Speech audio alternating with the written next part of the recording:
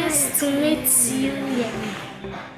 I had the opportunity to go to Buduburam, Ghana, which is in Africa, and stayed in an orphanage. So I stayed with many children, of course, many adults to watch over the children, but in an area that was, well, it lacked some of the resources that we kind of take for granted over here. The individual who actually owned the orphanage also owned a school site, a private school, where I had the opportunity to go teach some classes, do some maintenance on the actual structure. But we're talking about a situation where there's no running water, dirt roads, and of course it was raining when we were out there, so it's dirt and mud roads. And then just young people who have next to nothing, but students who were just loving life, very excited to see somebody who was just on the other side of the world showing up just to help and support them. What I thought was interesting is these kids are kind of supporting one another. Soccer was a big thing in this home. They were playing soccer 24/7, it seemed like, but amongst each other. So a lot of support amongst the kids, helping themselves with the support of the adults that were in that home. We're in the middle of Africa, and honestly, it was the whitest skinned individual there. Saw very few people that looked like me, and walking through Africa looking like I do, of course you can imagine all eyes are on me. But it kind of had this sense of as if I was somewhat of a celebrity. They went out of their way to support me, to help me, and I'm not talking about the people who I was living with, I'm talking about people on the street, people in the marketplace. Like I said, as I stood out, but it wasn't a negative thing. Folks would come up and I couldn't carry my own bags. They wouldn't let me carry my own bags. They wanted to talk to me. They had a name, a term for someone who looks like I do. The kids would come out of their homes, they waved to me and they would say, a Bruni, and a Bruni in their language means a white-skinned individual. Certainly no negative connotation whatsoever, but just identifying that's somebody different than who we are. And they were excited to see me. So I would hear a Bruni throughout the 2 weeks I was in Africa with kids waving and smiling and running up to me. And having walked back and forth to the school for 2 weeks, the same pathway, these kids got to know me. They recognized me and they would actually come out of their homes and yell and scream and wave at me knowing that I was coming by their home twice a day to school and back from school. What did you bring? I bring leaves. Leaves. Are leaves part of the natural environment, yes or no? Yeah! Very good. A lot of these kids, again, are orphans. So the fact that they're present, they're at the school was a success. So if then we could take it to the next level where actually we're teaching them something, I think that was the goal of this organization. And so now they had me come in, and what they said is they said, can you teach? Can you just go? With no lesson plans, no real direction other than in this classroom, can you teach? In one case it was art.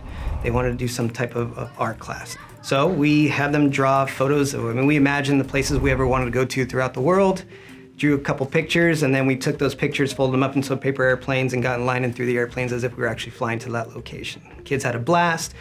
They were throwing paper airplanes for the remainder of the 2 weeks I was there. One time they wanted me to teach history.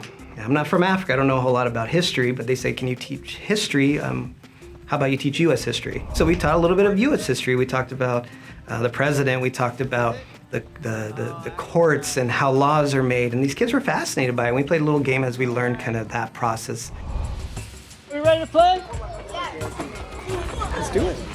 So I like playing sports myself, and my understanding is that soccer was big in the area I was going to, so I came prepared. I brought a soccer jersey, a referee jersey, and little pennies, little vests that we can wear so we can have two different teams playing at the same time. Brought some sporting equipment, extra balls, a pump for the ball, and cones. And with the intent of just setting up a soccer tournament, I had no idea how good they were. So it wasn't so much me training them how to play soccer, it was more so me organizing the game. So I threw on the ref jersey, had my whistle in hand, and off they went. And I'm calling the game. But you gotta understand their soccer is a little bit different than what we play here. They're playing barefoot, they're playing in slip-on sandals, they're running around in dirt and rocks and holes in the ground, with a soccer ball that was pretty beat up until they got the new one that I brought, which they were pretty excited about. And these kids are diving, they're sliding, they're falling over and getting right back up despite running on rocks and falling on rocks. It didn't matter. That was their sport, and they loved every minute of it, and I was just honored to be a part of it. Of course, we got to play soccer with the little ones at the beginning of the day. It's pretty fun. It's a good way to wake up in the morning, a little game of soccer.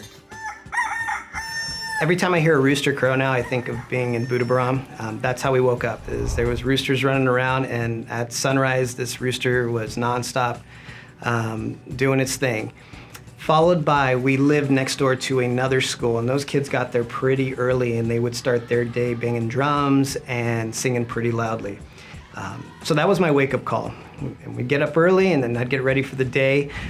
Breakfast was actually provided by the host, the man who owned the orphanage. He's married to a woman who actually had her own kind of food business. And by business, what I mean is basically a rundown shack in the marketplace area that's how she would prepare food for people in the marketplace area. And she would provide me with some of those food items that she would make.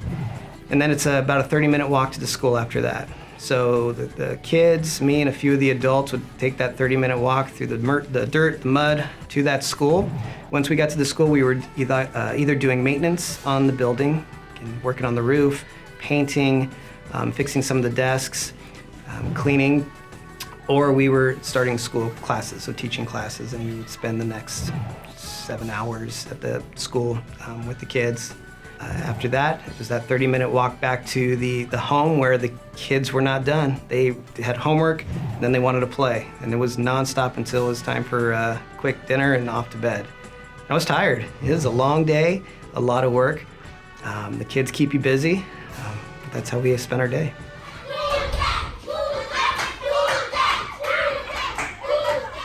It was very, very apparent to me that despite the fact that, particularly the young people that I was working with at the school and at the orphanage, despite the lack of resources, but despite the fact that a lot of these young kids were living in this orphanage without their own parents, when they were at that school and they saw me and they're with one another, they were no different than the kids that are here in the United States. They liked being at school, they liked learning, they liked having fun, they liked playing games. That was absolutely the same experience that when I work in the schools here in Irvine. It's no different. And so it's interesting to think that despite the lack of resources that they have available to them, that they can still make the best of the day and still enjoy life just like we do here. And so it makes you kind of wonder and appreciate things a little bit more. And for me, it's made me a little bit more patient and accepting that when things aren't going the way that I want them to go, know that there's young people in Buduburam, Ghana, who are dealing with a lot more challenges than I'm facing, and yet they're still happy and enjoying life. This was the furthest I ever traveled. I'm not a big traveler. I've never been a big traveler, so this was a big leap for me to go out into Africa of all places and live out there for 2 weeks. And what that has done now is just kind of open the door a little bit to just relate to some of the folks in our community who are world travelers, who come from different parts of the world. Not so much that I can now better understand their perspective, but yet have that shared experience of being somewhere else and having those different experiences and then coming together and talking about those experiences, which ultimately just help us connect and build rapport. Sharing this story with other people in the law enforcement profession. When I tell them that I had an opportunity to go to Africa and that my own police department was sending me to Africa, I think the first question that I hear is why? Why are you going out there? How's it going to make you a better police officer? What tactics are you going to learn out there?